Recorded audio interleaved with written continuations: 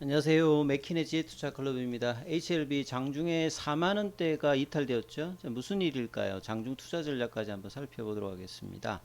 자, 오늘 이제 오전에 뭐 특별한 기사라기보다 오히려 이제 호재가 될 수 있는 기사가 계열 쪽에서 나왔죠. HLB 테라피틱스에서 신경 영양성 각막염, 용어 좀 어렵습니다. 보통 이제 NK라고 하지요. 혈압이 좀 있으신 분이라든지 당뇨가 있게 되면 생기는 게 이제 신경 영양성 각막염인데요. 여기 관해서 과거에 이제 G3BNT가 2015년도에 이제 미국 임상 3상 관련되는 부분을 이 IND 신청해서 승인받아서 진행이 되었는데, 이제 오늘 소식은 미국 유럽 쪽에서 임상 3상 가속 관련되는 부분 내용이 나와 있습니다. 이 과거의 HLB 테라피틱스가 이제 G3BNT 단계일 때 각각의 임상에 대한 안전성과 피해를 막기 위해서 미국의 이제 별도의 자회사들을 만들어서 각 자회사마다 하나의 파이프라인을 이제 진행을 했거든요. 거기에 이제 뭐 파트너십으로 지분을 같이 이제 공유를 했는데요. 그래서 미국의 이제 자회사 리젠트리 같은 경우에는 뉴저지 쪽에 있습니다. 거기에 이제 뭐 프리스턴 소재에 있는데요. 여기에서 이제 개발 중인 게 신경 영양성 각막염 NK인데요. 근데 물질에 들어가는 이제 티모신 베타 포 같은 경우에는 이 안구건조증에도 사용되고 이 신경 영양성 각막염에도 같이 사용되는 또 신물질이다 이렇게 보시면 되겠죠. 그래서 두 개의 임상 CR2, CR4, 3 그러면 이제 1이 있었다는 거죠. 보통 이제 안과질환 같은 경우에는 FDA에서 이제 허가를 해줄 때 통상 두 번입니다. 많이 할 거는 뭐 네 번까지도 하는데요. 이제 기존에 승인되어 있는 받은 어떤 약물에서 뭐 데이터가 좋았다라고 하고 거기에 이제 임상을 몇 번 했느냐 하면 좀 더 늘어날 수도 있는데요.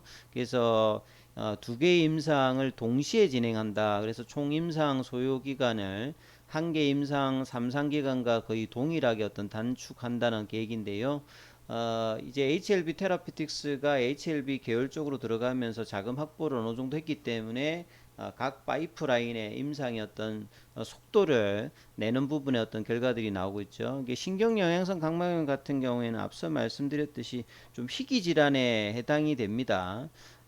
희귀 질환에 해당되는데요. 이번 임상에 각각 60명 정도 대상으로 해가지고 이 RGN259 관련되는 부분을 투여하는데요. 약효 물질은 티모신 베타, 이 근원적인 어떤 치료를 할 수 있는 걸로 기대를 받고 있죠. 세포 이동을 촉진하고 항염, 상처 치료, 다양한 기전을 가지고 있기 때문에 안과 질환에 두루두루 지금 사용될 수 있는 부분입니다. 그래서 안구건조증 치료제에도 사용되고 신경 영양성 각막염도 사용이 된다 이렇게 봐야 되겠죠. 그래서 왜 이렇게 여러 번 평가를 하냐면 이 치료 물질의 효능 자체를 이 환자가 어떤 느끼는 증상과 의사가 판단한 어떤 객관적인 어떤 이 징후주표를 모두 만족해야 됩니다. 그래서 이번에 진행되는 게 1차 프라이머리 엔드포인트 관련되는 부분이 컴플리트 힐링을 명확하게 하면서 신약 물질의 약효와 안전성이 입증된다면 이 글로벌 진출에 상당히 기대가 되고 있는 어떤 적응증이죠. 연간 뭐 2만 명 정도의 환자가 안구건조증이 있으니까 일종의 이제 다국적 작사라든지 빅파마가 들어가기엔 애매모호합니다만 이제 노령화라든지 스마트폰 이런 사용이 늘어나고 있기 때문에 안과 질환의 대표적인 안구건조증 관련되는 부분들도 계속 이제 환자가 늘어나면서 시장 규모가 계속 커지고 있는 부분이죠. 그래서 이 안구건조증과 이 신경영양소에 같이 들어가는 티모신 베타 이 근원적인 치료가 가능하기 때문에 상당히 기대가 됩니다. 그리고 기존에 이제 여기에 이탈리아 돈페사의 이제 옥서베이터 관련되는 부분이 미국 내 뭐 유일한 치료제로 처방이 되고 있는데 약가가 상당히 좀 비싼 편이죠. 그 여기에 이제 이번에도 CRO로 참여한 이제 CRO가 옥서베이터 이제 이 임상에도 참여했기 때문에 나름 이제 임상의 어떤 경험이라든지 전문성을 확보하고 있는 게 좀 회사 측에서 경쟁력으로 좀 내세우고 있습니다. 그리고 이 안구건조증 추가 어라이즈 4는 이제 네 번째 되는 거죠. 라이즈 30 같은 경우가 통계적 유의성 관련되는 부분 확보 못했습니다만 FDA가 이제 개정했던 부분을 보면 충분히 이제 안구우주증 관련되는 부분이 어떻게 될까 했는데 이번 이제 올 초에 주총에서 한 번 더 하는 걸로 일단은 했는데요. 그냥 하는 게 아니라 사전에 SPA라는 이제 프로토콜 특별 평가를 신청을 해서 이 개별사가 제출한 임상 어떤 프로토콜과 통계 분석 계획을 FDA와 사전에 협의합니다. 그래서 SPA의 어떤 기준에서 이제 그 부분을 만족하게 되면 승인해 줄게. 뭐 요런 어떤 제도가 SPA인데요. 그래서 임상 성공의 가능성을 높일 수 있는 어떤 방법으로 어라이즈 4가 진행이 된다. 이렇게 봐야 되겠죠. 그래서 3상 마지막 국면의 안과 질환에 특화된 부분하고 이제 교무세포종 관련되는 부분이 HLB 테라피틱스의 대표적인 이 파이프라인인데요. 그래서 계열사로 편열되고 난 다음에 자금의 어떤 확보를 통해서 이런 어떤 이제 그 신약 개발의 어떤 그 R&D 단계를 높이고 있다. 이렇게 이해를 하시면 되겠죠. 그래서 뭐 그런 관련되는 내용들이 계속 나와 있습니다. 그래서 나름 이제 그 주말에 미증시가 다우지수를 중심으로 폭등을 했기 때문에 상당히 지난주에 이제 추가 조정을 거쳤기 때문에 올라갈 수 있는 어떤 시장 분위기였는데 오히려 이제 장 초반에 43,450원까지 올라갔다가 이제 빠져버렸죠. 그래서 왜 빠졌을까? 이제 기사를 보면 앞서 봤듯이 특별한 기사가 없어요. 그래서 상대적으로 보게 되면 바이오 제약 섹터에 오늘 상한가한 게 박셀바이오가 있습니다. 이 박셀바이오는 이제 면역 그 세포 치료제 형태로 지금 EA를 진행되면서 3분기에 이 간암 관련되는 부분에서 데이터 발표를 앞두고 있는데 오늘 이게 상한가를 갔어요. 그래서 장전에 이제 기사를 보시게 되면 박셀바이오 이제 기사에서 보시게 되면 시장 평정은 따놓은 당상이다. 박셀바이오의 간암 치료제의 월등한 효과 이런 어떤 기사가 이제 장전에 나왔습니다. 그래서 장 초반부터 급등 시작해서 변동성 보이다가 이제 굉장히 올라갔는데요. 이 간암 관련되는 부분에서는 사실은 이제 치료제 개발 자체가 그 바이엘의 소라페님 이후로 에자이의 뭐 렛미바라든지 이제 최근에 이제 병용으로 데이터가 있고 개발 자체가 상당히 임상 진행이나 어려운 부분이기 때문에 간암에서는 사실은 이제 OS 값만 조금 느려도 상당히 이제 허가 관련된 기대감이 있는 상태인데 EA 관련된 어떤 데이터가 상당히 우수하게 나왔습니다. 보시게 되면 이 박셀바이오 관련되는 부분에서 완전간에 관련되는 비율도 높고요.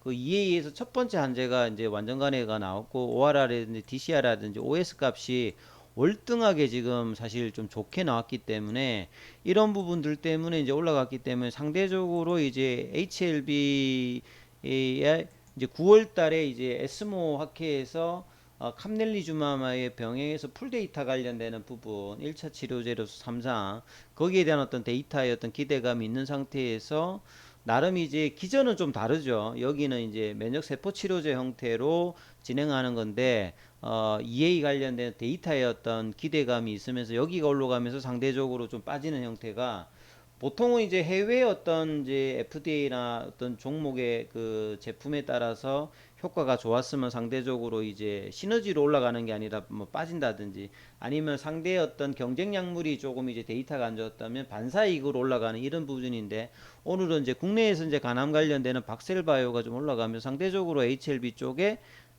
수급이 빠지는 흐름들이 이제 차트를 보시면 분봉상에서 그런 흐름이 좀 있죠. 직접적인 연관은 없습니다만 상대적으로 제약바이오에서의 어떤 흐름을 좀 탔고 이런 부분들을 수급상에서 보시게 되면 공매도가 많이 나올 때 대표적으로 프로그램과 연관시켜 가지고 공매도를 때린다 이런 말씀을 많이 좀 드렸는데요. 오늘 장중에 보면 외국계하고 프로그램 쪽에서 현물을 하면서 좀 누르는 어떤 흐름들의 수급이 변화가 나오면서 약세가 나오면서 4만원 밑까지 떨어서 38,950원까지 밀렸다가 이제 조금 이제 4만원 부근 언저리에서 반등 흐름이 좀 어떻게 될지 이런 흐름이 나오는데요. 큰 흐름에서는 이제 지난주에 조정을 좀 보였기 때문에 오늘의 봉도 자체가 상당히 좀 중요한 어떤 위치인데요. 이런 이제 상대적인 어떤 이제 국내 시장에서 이 간암 관련되는 박셀바이오가 이제 올라가면서 수급이 좀 꼬이는 흐름이 나왔습니다. 그래서 큰 흐름으로 보면 이제 42,000원대가 중요하고 이제 이게 종가상으로 회복이 안 되면 저번에 제가 말씀드렸을 때 이 볼린저 밴드를 돌파하는 이 밴드 태깅이 나오기 위해서 이제 이 부분이 중요한데 오늘 단기적으로 보시면 음봉이 나오면서 파라볼릭자도 이제 단기 추세 전환이 딱 나와버렸어요. 그러니까 오늘이 굉장히 중요한 날이었습니다. 올라가게 되면 추가적인 상승이 나올 수 있는 날이고 여기서 이제 조정을 어떻게 보이냐 하면서 이제 음봉이 나오면서 이 파라볼릭자도 이제 단기 추세 전환이 나오는 이런 어떤 흐름이 나왔는데요. 그래서 이 태깅이 계속 되기 위해서 이제 중요한 라인이 이때 가격으로 보면 한 39,000원대입니다. 그래서 이 부분 정도에서 이제 지지 여부가 종가로 이제 어떻게 되는지에 따라서 그리고 이렇게 연봉이 나오게 되면 단기적으로 한 3거래일에서 이 부분을 받쳐서 올리는 어떤 흐름이 나오는 여부가 다시 좀 추세 복귀냐 여부를 단기적으로 판단할 수 있으니까 이 부분을 반드시 좀 확인을 해야 되겠죠. 결국은 이제 시장에서는 이제 간암 관련되는 어떤 데이터에 대한 어떤 기대감이 올라간다라는 총체적인 어떤 부분이 있는데 오늘은 단기적으로 그런 흐름이 있었습니다. 그만큼 이 9월 달에 에스모의 어떤 발표가 이 뭐 선약 낭송이라든지 위암 이런 거보다는 HLB 주가 흐름에서 가장 중요한 어떤 키다 이런 부분들을 다시 한번 확인할 수 있는 부분이겠죠. 그래서 5장에 이제 39,000원 위에 대해서 어떻게 되느냐 아니면 시가가 이제 42,000원대인데 이 부분들을 밑꼬리를 크게 하면서 해야 되는데 지금 장중에 보면 외국계하고 이제 프로그램 매물들이 이제 압박을 하고 있는 부분이겠죠. 이 부분들이 5장에 어떻게 변동되는지를 보시면서 최소한 39,000원대 위에서는 이제 놀면서 맞춰야 되고 오늘 월요일이니까요. 목요일 이전까지 이 부분을 다시 되돌리냐 여부가가 이제 이번 주에서는 뭐 중요한 흐름입니다. 이렇게 연봉이 나왔을 때는 이 부분 참조하시면서 투자 대응 전략을 삼으시고요. 그 다음에 또 이제 궁금하신 부분이 있으신 분들은 무료 카톡방 진행되고 있으니까 문자로 참여 코드 문의하시면 안내해 드리고 있으니까 참조하시면 되겠습니다. 여기까지 하겠습니다.